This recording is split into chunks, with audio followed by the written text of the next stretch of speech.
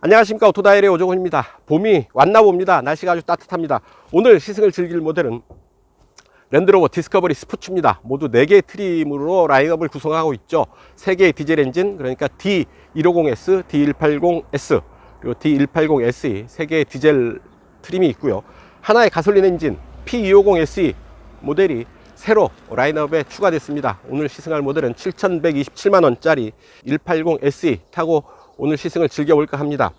디젤 엔진에는 48V 마일드 하이브리드 시스템이 적용되어 있습니다. 시속 17km 미만에서 엔진이 스스로 멈추죠. 그래서 연비 개선에 적극적으로 개입하는 그런 시스템인데요. 2차 연비 11.7km/L를 기록하고 있고요. 역시 디스커버리 스포츠답게 아주 강력한 오프로드 주행 성능까지 확보하고 있습니다. 신형 플랫폼을 적용을 하고 있죠.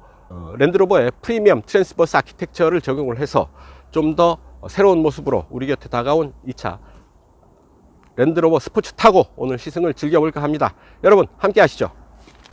네, 운전석입니다. 스티어링을 먼저 보죠. 완전히 돌렸고요. 하나, 둘, 2.3회전. 스티어링 휠을 적게 조작해도 차체가 좀 크게 반응하는 예민한 조향비 기대할 수 있지 않을까 싶습니다. 스티어링 휠 아래 패들 시프트는 없네요. 수동 변속을 하기 위해서는 변속 레버를 이용을 해야 되겠습니다. 변속 레버를 왼쪽으로 밀면 스포츠 모드가 되고요. 스포츠 모드 상태에서 조향 수동 변속을 할 수가 있겠습니다. 자, 스티어링을 왼편 오른편에 일종의 모니터처럼 터치식으로 조작하는 버튼들이 들어와 있습니다. 왼쪽 버튼부터 보면 이렇게 계기판을 세팅을 할 수가 있는데요. 12.3인치 모니터로 구성된 계기판입니다. 자, 계기판, 디스플레이, 레이아웃을 듀얼 다이얼로 이렇게 조작을 할 수가 있고요. 혹은 싱글 다이얼로도 할 수가 있습니다. 아니면 지도 전체를 띄울 수도 있고요. 미디어를 띄울 수도 있고, 운전자 지원, 그러니까 드라이버 어시스트 시스템을 띄워서 이런 형태의 계기판을 선택을 할 수도 있죠. 제일 익숙한 듀얼 다이얼로 선택을 해보죠. 자, FHD급 해상도를 가진 12.3인치 모니터로 대화형 운전자 디스플레이를 구성을 하고 있다라는 얘기고요. 자, 이 밑에 계기판 아래쪽으로는 연비 정보를 볼 수가 있고요. 리터퍼 100km로 표시를 하네요. 이제 주행 효율도 보여줍니다. 그리고 음성 명령 버튼이 있죠. 즐겨찾기 버튼, 전화 버튼. FM 97.3 FM으로 주파수를 맞춥니다. 자, 2차 메르디앙 오디오 시스템을 적용을 하고 있는데요. 아주 고급 오디오 브랜드죠. 소리가 어느 정도인지 들어온 김에 한번 듣고 가시죠.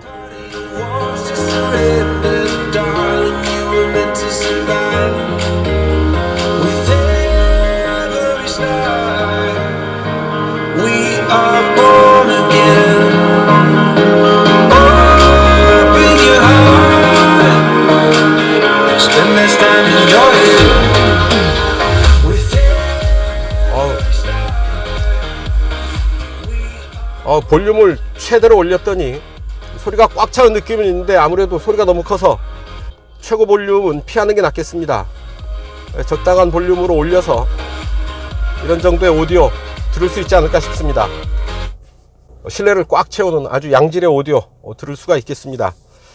이런 오디오는 특히나 이제 주행 중에 자잘한 실내 소음들 덮어버리는 그런 효과를 기대할 수가 있겠죠. 그리고 오른쪽에는 드라이빙 어시스트 기능이 들어와 있죠. 속도를 세팅하고 차간 거리를 조절을 하고요. 차선 인식을 작동을 시키고 최고 속도를 제한하고 열선 스티어링 휠 작동을 시키고 하는 부분들 사용을 할 수가 있겠습니다. 자, 터치 프로 2 10.25인치 모니터로 구성된 터치 프로 2 시스템이 들어와 있는 센터페시아입니다. 홈 화면에 내비게이션, 미디어, 전화, 에코 데이터를 볼 수가 있고요. 브레이크와 가속, 그리고 탄력주행 이런 부분들 효율을 보여주고, 연비, 속도, 주행시간, 주행거리 이런 부분들 보여주네요. 기록을 보면 이런 정도 그래프로도 보여주고요. 자, 에코 데이터, 카메라 후진 기어를 넣게 되면 뒷시야를 이렇게 보여줍니다. 주차 보조 시스템 같이 활성화되고요. 애플 카플레이를 적용을 할 수가 있죠. 애플 카플레이는 센터 콘솔에 있는 USB 포트에 핸드폰과 연결을 하면 애플 카플레이를 활성화시킬 수가 있겠습니다. 안드로이드 오토도 가능하고요. 발렛 모드도 적용을 할 수 있습니다. 4x4의 오프로드 기능을 보여주는 거죠. 오프로드 정보를 이렇게 보여줍니다. 앞뒤의 구동력을 보여주는 거고요. 힐 디센트 컨트롤, 내리막길 정속 주행 장치 이런 부분 확인할 수가 있죠. 자, 이 차 주행 모드를 여러 가지로 선택을 할 수가 있는데요. 주행 모드를 선택하기 위해서는 이 버튼을 누른 뒤에 누르면 이 주행 모드가 활성화되죠. 두 번을 눌러야 된다는 얘기고, 에코, 컴포트, 다음에 오토, 자, 잔디 자갈 눈길, 진흙 프로그램, 모래 프로그램, 이렇게 다양한 주행 모드를 선택을 할 수가 있습니다. 일단 온로드에서는 에코, 컴포트, 오토 정도를 선택을 할 수가 있겠고요. 스포츠 모드가 없다 싶은데 스포츠 모드는 변속 레버를 통해서 뒤에서 왼쪽으로 밀어서 스포츠 모드를 선택을 하면 되겠습니다. 최저지상고 0.21, 그러니까 210mm의 최저지상기로를 갖추고 있죠. 최대 600mm의 도광 능력을 확보하고 있습니다. 최저지상고가 높아서 오프로드에서 그만큼 더 잘 움직일 수 있는 차다라는 얘기죠. 센터페시아 모니터는 이제는 송풍구가 아래에 있었고 모니터가 위에 있었죠. 이 위치를 바꿨습니다. 송풍구를 위로 갔고요. 모니터를 아래로 해서 좀 더 자연스럽게 보면서 운전을 할 수 있게 됐죠. 운전석에서 정확하게 정면을 보게 되면 헤드업 디스플레이가 아주 선명한 화면으로 주행 정보를 또 띄워주고 있습니다. 그래서 계기판, 헤드업 디스플레이, 그리고 센터페시아의 모니터 10.25인치 터치 프로 2를 통해서 주행에 필요한 여러가지 정보 기능들을 확인하고 조작하고 할 수가 있겠습니다. 보니까 센터페시아 아랫부분에는 핸드폰 무선 충전 장치, 그리고 USB 포트를 적용을 하고 있죠. 자, 오버헤드 콘솔 보면 선루프 이렇게 열고 닫을 수 있게 하고 있고요. 좌우로 콜센터에 연결할 수 있는 버튼이 두 개 들어와 있습니다. 왼쪽은 차가 고장났다든가 수리가 필요한다든가 할 때 정비를 위한 연결 콜센터고요. 오른쪽은 SOS 버튼입니다. 긴급 상황에서 차가 사고를 당했다든가 긴급한 도움이 필요할 때는 이 SOS 버튼을 눌러서 도움을 요청하면 조치를 받을 수가 있겠습니다. 자, 운전석 이 정도 살펴보시고요. 이제 뒷좌석 잠깐 가시죠. 네, 뒷좌석입니다. 아주 여유가 있네요. 앉는 자세도 편하고 공간도 여유가 있습니다. 공간 그 자체가 주는 여유로움이 있겠죠. 자, 무릎 앞으로 주먹 두 개 들어가고도 남죠. 훨씬 남습니다. 충분한 공간이 아닐까 싶고요. 머리 위로도 주먹 하나 반 정도 여유가 남죠. 헤드 클리어런스, 그리고 무릎 앞 공간, 실내 유효한 공간, 아주 여유가 있다 하겠습니다. 특히 앉은 자세가 상당히 편해요. 차 높이가 있어서 편안한 의자에 앉는 것처럼 편안한 자세를 이렇게 취할 수가 있겠습니다. 차창이 넓게 배치가 되어 있고요. 그리고 시원한 통유리로 선루프를 적용을 하고 있어서 아주 차창 밖 풍경을 시원하게 볼 수 있는 넓은 개방감 확보하고 있습니다. 원터치로 안 내려가나요? 한번 누르게 되면 아주 잠깐 조금 환기를 위해서 차창이 조금만 열리고요. 한 번 더 누르면 완전히 내려가는데 완전히 내려가지 않네요. 이 정도, 거의 뭐 3분의 1도 아니고 절반 조금 더 내려가서 이 정도 남기고 열리는데요. 이 남는 면적이 너무 넓지 않은가 싶은데 워낙에 차창을 넓게 배치하다 보니까 이 도어 패널의 구조상 차창을 더 내려가기는 힘들게 구성이 되어 있지 않나 싶습니다. 이 부분 좀 아쉽긴 하네요. 자, 원 버튼으로 올라가고요. 걸리면 다시 내려갑니다. 자, 메르대왕 스피커 들어와 있죠. 그리고 시트는 이렇게 좀 더 등을 누일 수가 있죠. 좀 더 편안한 자세를 취할 수가 있고, 앞으로 아마 슬라이딩도 됩니다. 이렇게 이 정도까지 슬라이딩을 해서 뒷 공간을 좀 더, 트렁크 공간을 좀 더 넓게 가져갈 수가 있겠죠. 5명을 태우고도 트렁크를 좀 더 넓게 확보할 수가 있겠습니다. 이렇게 트렁크 공간은 기본 897리터고요. 최대 1794리터까지 확장할 수가 있겠죠. 자, 시트는 또한 완전히 접어서 이렇게 접을 수가 있죠. 그리고 가운데 자석만 이렇게 접을 수도 있습니다. 접어서 스키스루 정도의 기능으로 활용할 수도 있을 테고요. 자, 시트는 트렁크에서도 버튼을 이용을 해서 접을 수가 있게 되어 있습니다. 센터 터널은 손가락 높이 정도로만 솟아 있어서요, 그렇게 부담스럽지 않네요. 공간을 제약하는 정도 훨씬 덜합니다. 가운데 앉아보면 이 정도 자세가 되는데요. 시트 약간 솟아 있고 머리 위 공간 압박은 거의 없고요. 그래서 뒷좌석 가운데 자리도 다른 차들에 비해서는 제법 편한 그런 가운데 좌석을 확보하고 있습니다. 유아용 시트 적용을 위한 아이소픽스 적용되어 있고요, 좌우로. 자, 앞좌석 센터 콘솔 뒤로 뒷좌석 좌우 시트를 3단계로 각각 조절할 수 있는 열선 시트 버튼이 들어와 있죠. 그 아래로 뒷좌석을 위한 송풍구, 그리고 12V 전원, 간단한 수납 공간 들어와 있습니다. 비교적 넓은 공간을 확보할 수 있고 뒷좌석을 위한 열선 시트 적용되어 있고요. 고급 메르디앙 오디오 시스템을 통해서 풍부한 소리를, 음악을 들을 수 있지 않을까 싶습니다. 뒷좌석 이 정도로 살펴보시고요. 이제 본격적인 시승 시작하겠습니다. 앞으로 갑니다.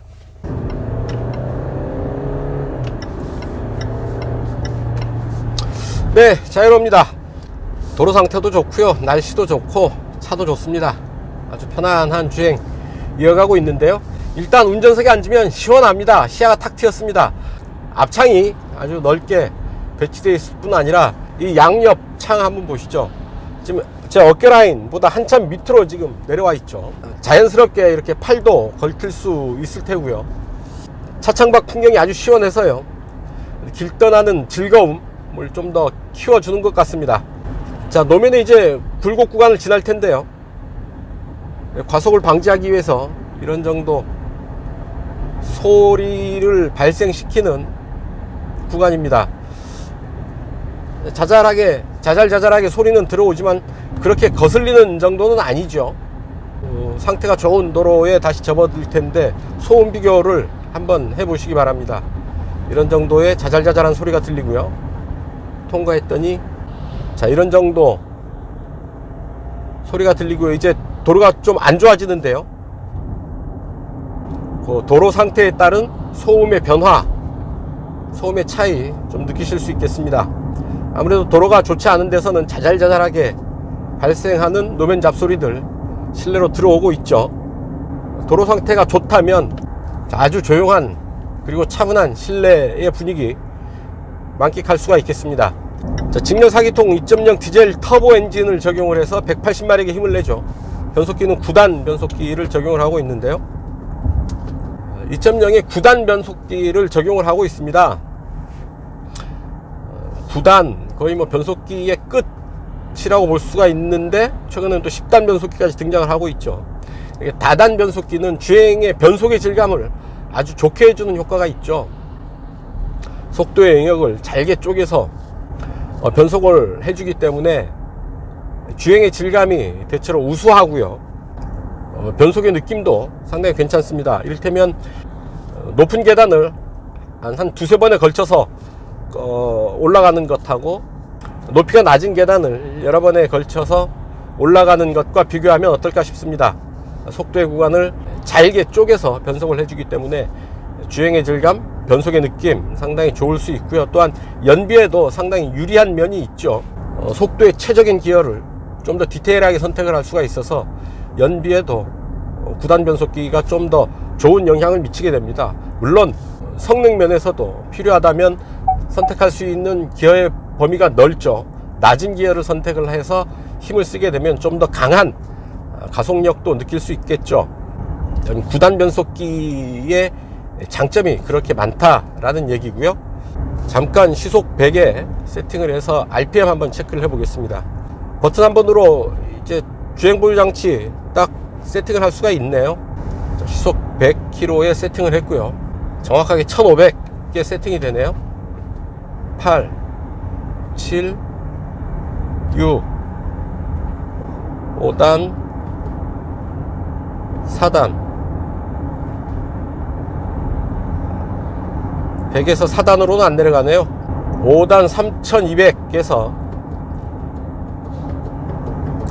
9단 1500 정도 구간에서 시속 100km를 커버를 합니다. 그러니까 5, 6, 7, 8, 9단에서 100km를 커버를 한다라는 얘기죠.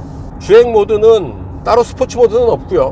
변속 레버를 왼쪽으로 밀면 스포츠 모드가 되고요. 주행 모드를 선택을 할 수가 있는데, 온로드에서는 에코, 컴포트, 오토 이렇게 3개의 주행 모드를 제한을 하고 있습니다. 오프로드에서 또 3개의 모드가 있죠.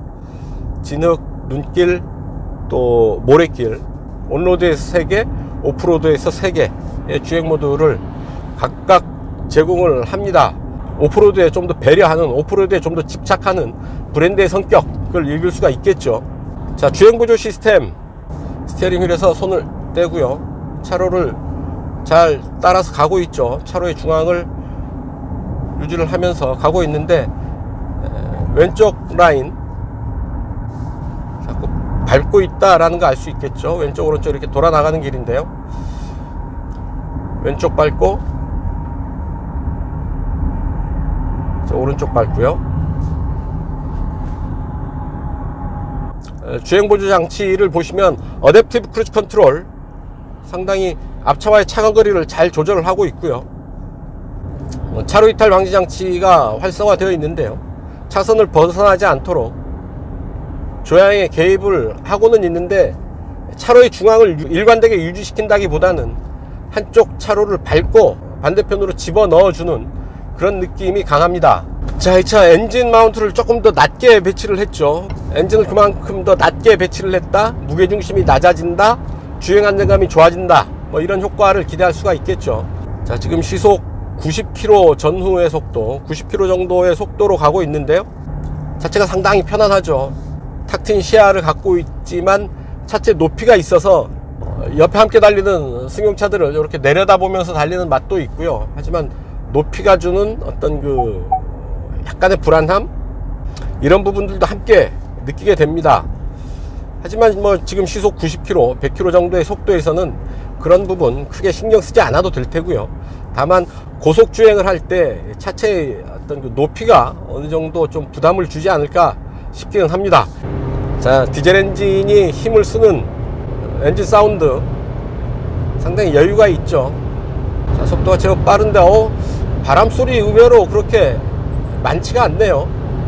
차체가 넓고 높은 차죠. 공기와 맞닿는 면적이 넓을 수밖에 없는 차체의 구조입니다. 하지만 그럼에도 불구하고 고속주행 중에 바람소리가 그렇게 시끄럽게 들리지 않는다라는 얘기고요.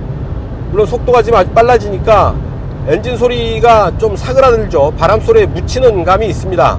하지만 전체적으로 볼 때 소리의 수준, 그렇게 시끄럽지 않다라는 얘기고요. 굴곡에 있는 노면을 넘어갈 때 아무래도 약간 출렁이는 느낌, 차체의 높이가 있기 때문에 높은 차에서 느낄 수 있는 약간의 출렁이는 그런 느낌, 흔들리는 느낌은 피할 수 없어 보입니다.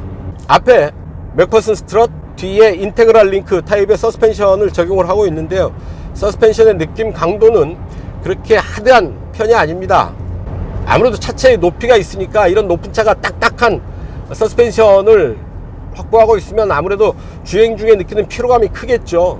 어느 정도 노면의 충격을 품어 안고 달리는 조금은 소프트한 그런 느낌을 주는데요. 소프트하다고 해서 뭐 말랑거리거나 낭창거리는 그런 서스펜션을 생각하면 안 되죠.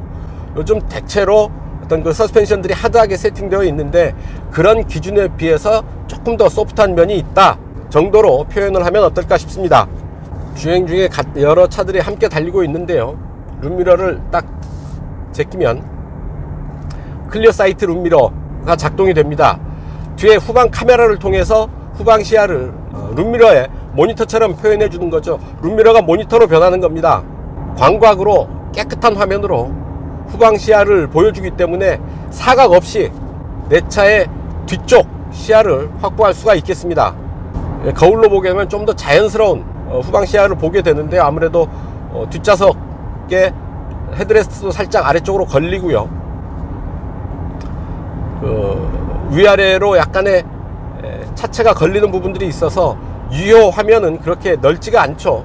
클리어 사이트 룸미러에 비해서 유효 화면은 상당히 좁아지는 그런 느낌이 있습니다. 클리어 사이트 룸미러가 훨씬 편하네요. 보기도 좋고요. 클리어 사이트 그라운드 뷰도 있는데요. 옵션으로 추가를 하면 됩니다. 이 차에는 없는 것 같은데요. 클래사이트 그라운드 뷰를 하면 모니터를 통해서 보닛을 투과해서 지면의 상태를 보는 것처럼 또 이 모니터를 통해서 보여줍니다. 노면 상태에 따라서 구동력이 크게 영향을 받거나 혹은 장애물이 있거나 하는 오프로드에서 클리어 사이트 그라운드 뷰는 유용하겠죠. 그래서 오프로드에 들어설 일이 많은 운전자라고 한다면 클리어 사이트 그라운드 뷰도 한번 좀 경험해 보시는 게 어떨까 싶습니다.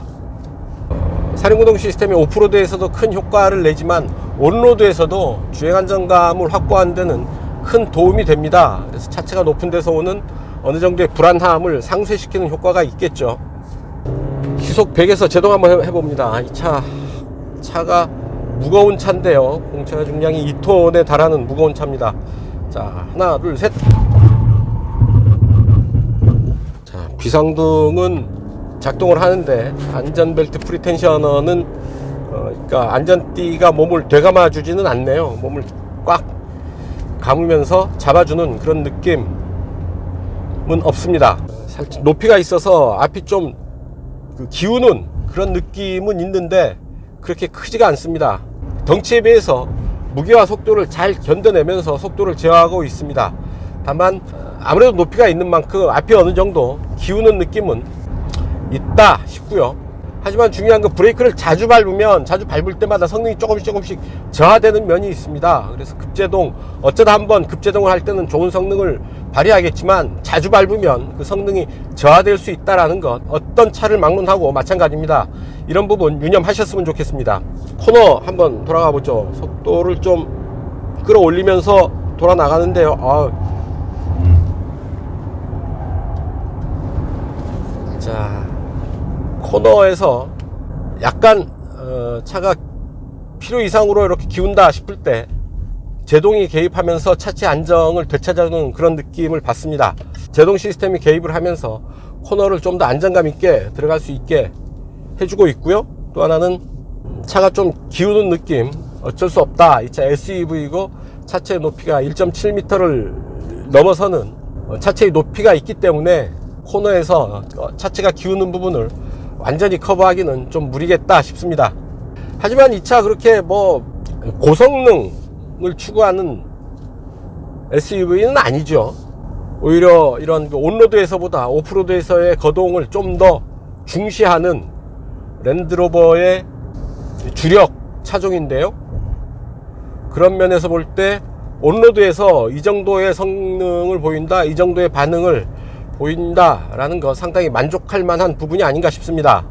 일단 인테리어 분위기가 고급스럽죠. 고급스러운 인테리어를 갖춘 데다가 주행의 품질도 상당히 어떤 무게감이 있고요. 대체로 편안하고 안정된 그런 주행 자세를 보이고 있습니다. 주행 품질이, 주행의 느낌이 상당히 고급스럽다 라고 말씀을 드리면 어떨지요. 자, 전체적으로 상당히 고품질 SUV다 싶습니다. 주행 품질, 인테리어, 디자인의 품질이 상당히 높죠.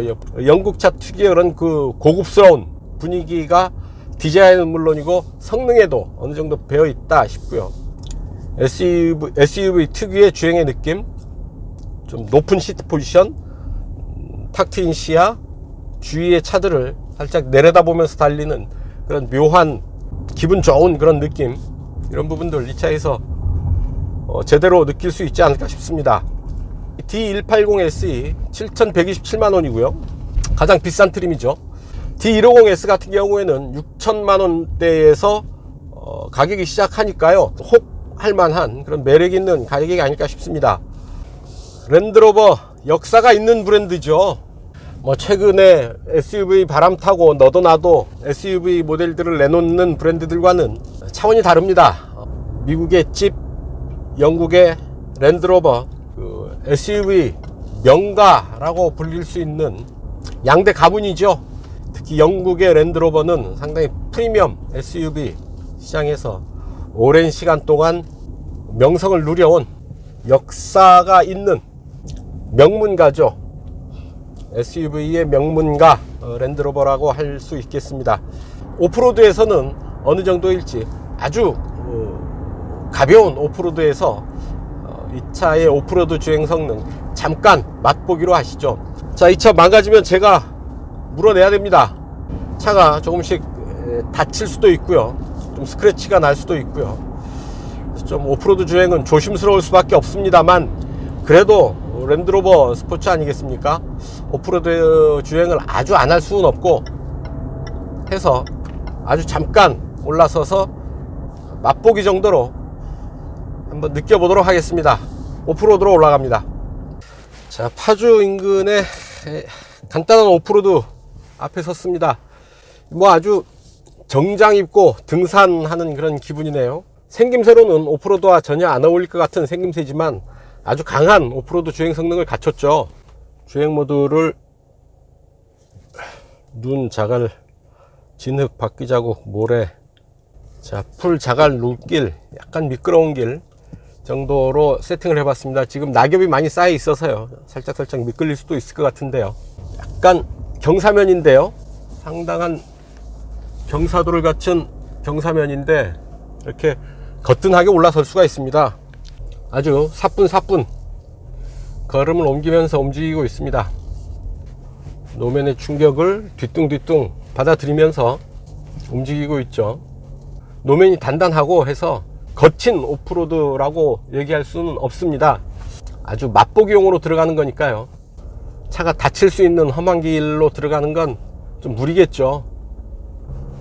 다행히 아직 그 잔가지들이, 나뭇가지들이 많이 나와 있지 않아서 차체 표면을 긁는 일은 없겠습니다. 자, 경사로, 내리막 경사로인데요, 다운힐 어시스트 이용을 할 수가 있죠. 내리막길 정속 주행 장치입니다. 아주 저속으로 차가 속도를 컨트롤하기 때문에 굳이 가속 페달을 밟거나 하지 않아도 되겠죠. 로우 트랙션 출발이 있는데요, 미끄러운 길에서 부드럽게 출발할 수 있는 로우 트랙션 출발 기능도 있고요. 오프로드 정보를 보면 사륜구동이 힘을 받는 부분을 실시간으로 이렇게 볼 수가 있습니다. 개활지, 상당히 탁 트인 오프로드여서 좀 주행에 부담은 없는데요. 자, 최저지상고가 210mm죠. 그래서 어지간한 오프로드 힘들이지 않고 움직일 수가 있을 텐데, 아이고, 이쪽은 들어갈 수는 있을 것 같은데 차가 많이 다치겠습니다. 나뭇가지들이 많이 길을 가리고 있어서요, 들어가면 차가 다치겠습니다. 여기서 차를 돌리기로 하죠. 자, 여기서 개활지니까 좀 속도를 내볼까요? 달리면 노면의 충격 잘 흡수하면서 덜컹덜컹 달리게 됩니다. 자, 전지형 프로그레스 컨트롤이 작동을 하면 엔진과 변속기, 파워트레인이죠, 그리고 브레이크 등을 자동 제어합니다. 엔진과 변속기 그리고 브레이크를 차가 적절히 알아서 조절을 해주기 때문에 운전자가 오프로드에서 주행하는 부담이 훨씬 덜하죠. 좀 더 운전에 집중해서 움직일 수가 있게 되는 겁니다. 자, 내려갈 때는 그냥 가속 페달에서 발을 떼도 내려가는 탄력을 잘 조절을 하죠. 내리막길 속도 제어가 되기 때문에 운전자는 가속 페달에 대한 부담을 덜어버리고 그냥 조향, 운전에만 집중을 하면 됩니다. 좀 더 운전이 편한 거죠. 엔진 소리가 달라지네요. 굵은 힘이 느껴지는 디젤 엔진 사운드입니다. 오프로드에서 뒤뚱뒤뚱 덜컹덜컹 달리는 이런 맛이 또 있는 거죠. 이 정도 오프로드 디스커버리 스포츠에 아주 식은 죽 먹기일 텐데요. 경사로 한번 잠깐 올라가 볼까요? 자, 이 정도 정지 상태에서 출발을 한번 해보죠. 아주 거뜬히 올라가죠. 이런 경사로에서도 거뜬히 정지 후 재출발을 하고 있습니다. 아주 간단하게나마 이 정도 오프로드 달려보면서 오프로드에 특화된 오프로드 주행 성능 잠깐 맛봤습니다. 이 정도 가지고 이 차의 오프로드 주행 성능을 다 확인했다라고 할 수는 없을 테지만, 비록 잠깐이지만 오프로드에서의 움직임, 그리고 이 차에 장착되어 있는 전지형 프로그레스 시스템이 기능들을 미루어 볼 때 아주 오프로드에서 거침없이 움직일 수 있겠다라는 점 미루어 짐작할 수가 있겠죠. 자, 이 정도로 양복 정장 입고 등산하기, 오프로드에서 아주 잠깐 맛보기 여기서 정리하겠습니다.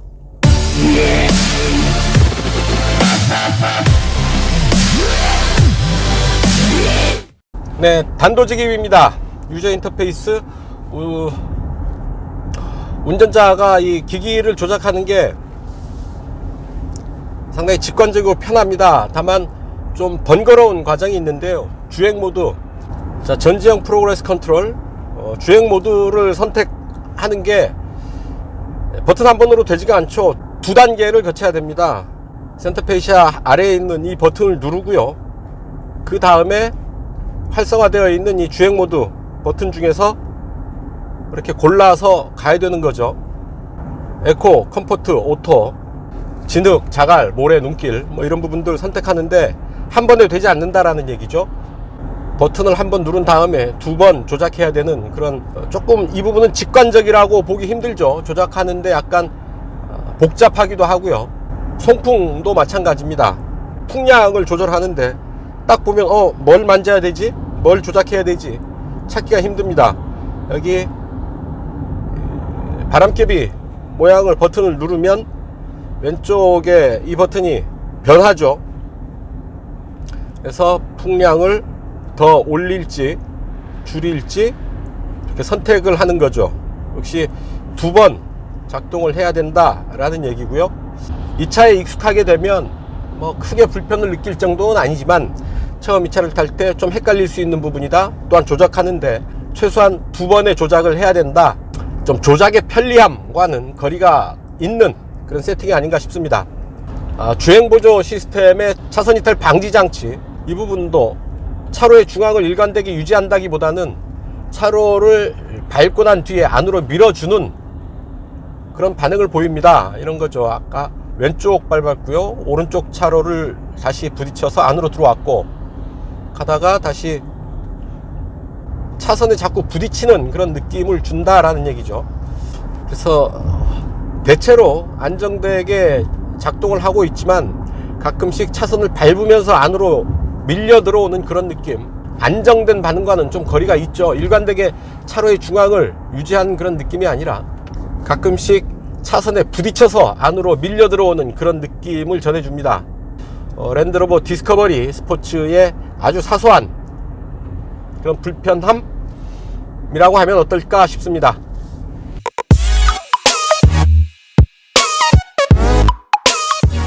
네, 제로백 타임 시속 100km 가속 테스트 하겠습니다. 이 차의 공차 중량 2130km입니다. 180마력이고요. 그래서 마력당 무게비 계산해 보면 11.83kg 정도 되는데요. 12초 전후에 시속 100km에 도달하지 않을까 싶은데요. 직접 이 GPS 계측기를 통해서 측정해 보도록 하죠. 일단 주행 모드를 오토에 놓고요. 그리고 스포츠 모드를 택합니다. 메이커가 밝히는 이 차의 제로백 타임은 9.7초 라고 하는데요. 자, 실제 기록은 얼마나 나올지 직접 측정해 보도록 하겠습니다. 출발합니다. 자, 하나, 둘, 셋. 자, 출발이 부드럽네요. 처음부터 역시 마력당 무게비 11kg가 넘죠. 그런 그 무게 부담이 처음 출발할 때 가속의 느낌이 그렇게 가볍지 않습니다. 상당히 무게감 있는 출발, 부드러운 출발을 하고 있는 것을 느낄 수 있습니다. 더구나 오프로드 주행까지 염두에 둔 SUV에게 아주 강한 제로백 타임, 아주 강한 순발력을 기대하는 건 무리겠죠. 이 차의 힘의 효율 어느 정도가 될지 느껴본다는 의미가 있겠습니다. 출발합니다. 하나, 둘, 셋.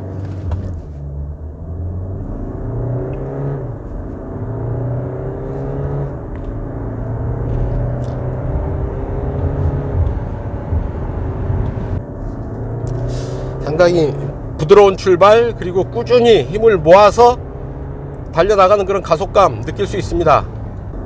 그래도 4000rpm 넘게 레드존까지 치고 올라가는 그런 힘을 쓰네요. 네, 이렇게 제로백 테스트 해봤고요. 이제 그 측정한 데이터 분석해서 함께 보시겠습니다. 데이터 보시죠. 둘, 셋.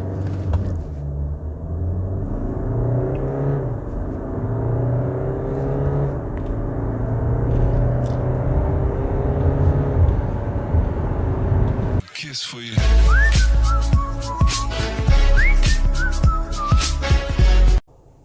네, 이제 연비 테스트 할 텐데요. 이곳 파주 헤이리 마을을 출발을 해서 서울 강남의 지하철 2호선 교대역까지 약 55km 됩니다. 직접 움직이면서 이 차의 실주행 연비 어느 정도나 나올지 테스트 해보도록 하겠습니다. 주행 모드는 에코로 가야죠. 에코 데이터를 리셋을 합니다. 자, 출발합니다.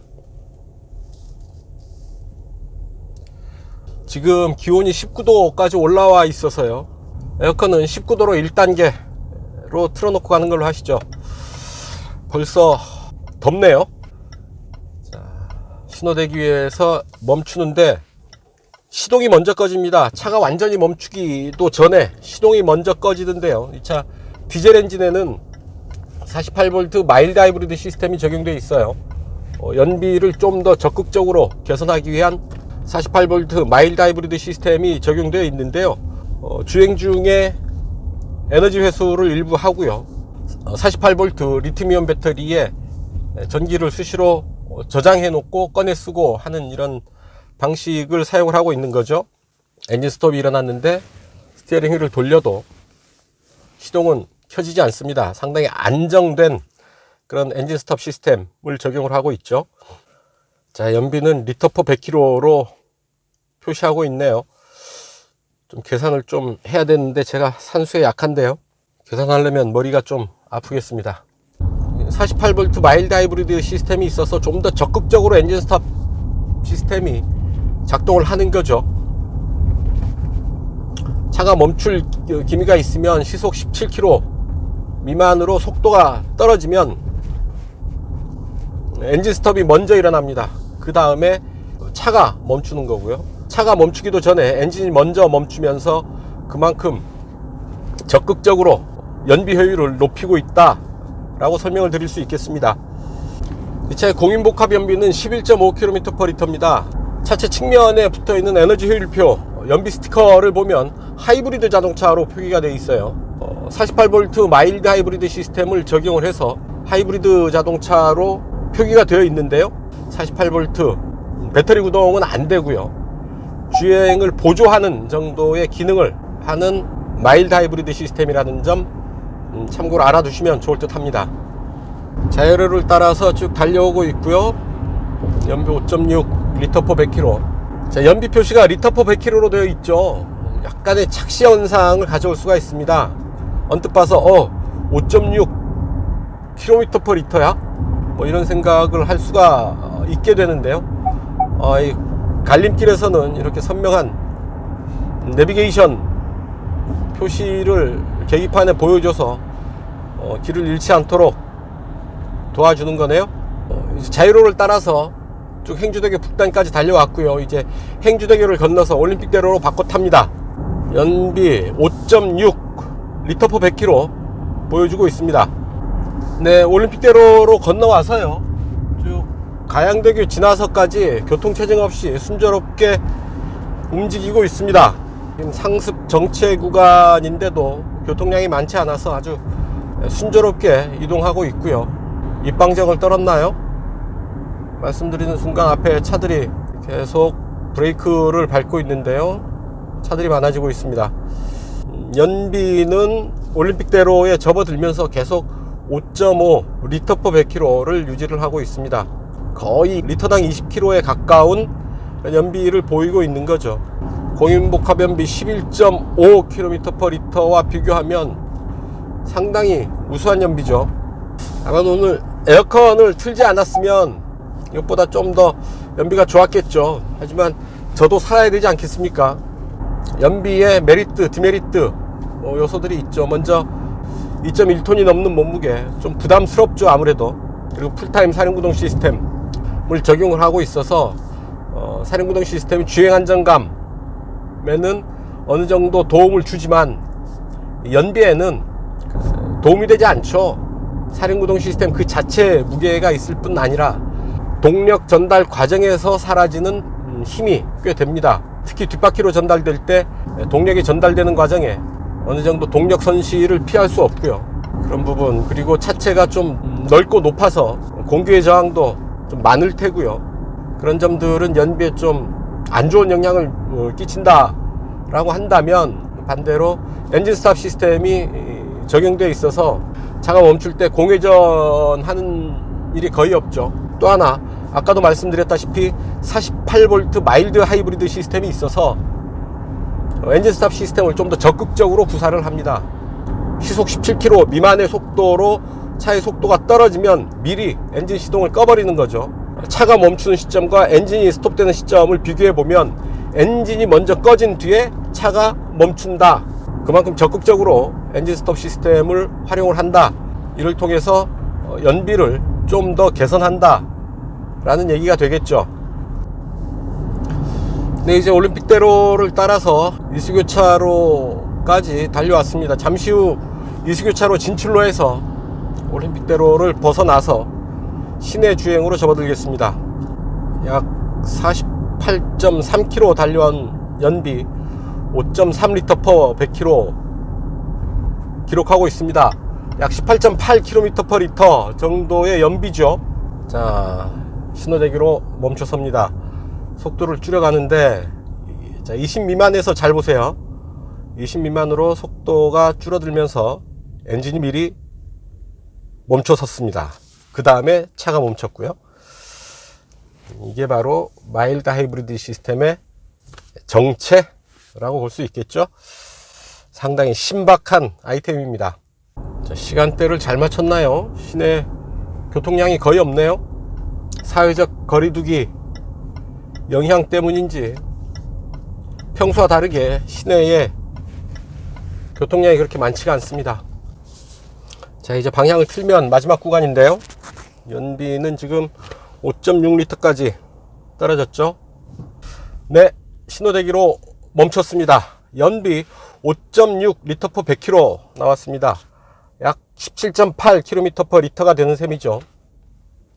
17.8, 이 차의 공인복합 연비 11.5 보다 약 6km 이상 더 가는 연비를 보이는 거죠. 차의 무게, 차의 덩치에 비해서 상당히 우수한 연비, 이번에도 역시 확인할 수 있었습니다. 제가 굳이 말씀 안 드려도 아시죠? 굳이 이렇게 연비 테스트를 하는 이유, 어떤 차든 운전자가 아주 차분하게 경제적으로 다루면 기대 이상의 연비를 만날 수 있다 라는 말씀을 드리기 위함이고요. 또 그만큼 또 안전하게 운전하는 그 이점도 있죠. 최종 주행 기록을 확인해 보면 5.6L per 100km고요. 평균 속도 61km였습니다. 평균 시속 61km, 주행 시간 55분, 주행거리 52.9km로 이제 정보표 시창이 알려주고 있고, 에너지 영향, 에너지 효율은 가속 페달과 엔진 RPM, 브레이크 이런 부분들이 4.9, 4.8, 5.0, 그래서 전체적인 주행 효율은 97%, 100점 만점에 97점을 받았다라고 보시면 되겠습니다. 운전 잘해주죠. 누구나 할 수 있는 운전일 테고요. 그렇게 아주 빨리 달리고 강하게 운전하는 것만이 운전을 잘하는 건 아니겠죠. 이렇게 부드럽게 운전을 하면서 최고의 연비를 만들어내도록 운전하는 것 또한 잘하는 운전이 아닐까 싶은 생각이 듭니다. 파주를 출발해서 지하철 교대역 2호선까지 연비 테스트 여기서 정리하겠습니다. 네, 지금까지 랜드로버 디스커버리 스포츠 시승을 했습니다. 온로드, 오프로드에서 두루 높은 성능을 보여주는 양수겸장의 카드가 아닐까 싶습니다. 생긴 건 오프로드하고 전혀 안 어울리게 생겼죠. 아주 점잖고 세련된 디자인을 확보하고 있습니다. 하지만 오프로드에 올라서면 거침없는 주행 성능을 보여주는 게 마치 양복을 잘 차려입고 등산하는, 그것도 등산을 아주 잘하는 그런 모습을 연상케 하죠. 온로드에서도 높은 수준의 주행 품질을 만나볼 수 있는데요. 사륜구동 시스템, 그리고 높은 시트 포지션, 품격 있는 인테리어를 바탕으로 실내에서 느끼는 승차감 또한 아주 고품질의 승차감, 높은 수준의 승차감을 맛볼 수 있었습니다. 디젤 엔진에는 마일드 하이브리드 시스템을 적용을 해서 연비 효율을 한 단계 더 높여주고 있습니다. 또한 랜드로버 디스커버리 스포츠에 가솔린 엔진이 새로 추가가 됐죠. 디젤 엔진보다 가솔린을 선호하는 소비자들에게도 선택지가 있다는 의미겠죠. 또 하나 이 차의 판매 가격, 제일 비싼 D180 SE 트림 7,127만 원이고요. 가장 낮은 D150S 같은 경우에는 6천만 원대 초반에서 시작이 됩니다. SUV의 명가 영국의 랜드로버 디스커버리 스포츠를 이 정도 가격에 살 수 있다? 한 번쯤 고민하게 만드는 그런 유혹이 아닐까 싶은데요. 많은 분들 그만큼 이 차 랜드로버 디스커버리 스포츠의 진입 장벽이 그만큼 낮아지지 않았나 하는 생각도 하게 됩니다. 자, 오늘 시승은 여기까지입니다. 지금까지 저는 오토다이어리 오종원이었습니다. 감사합니다.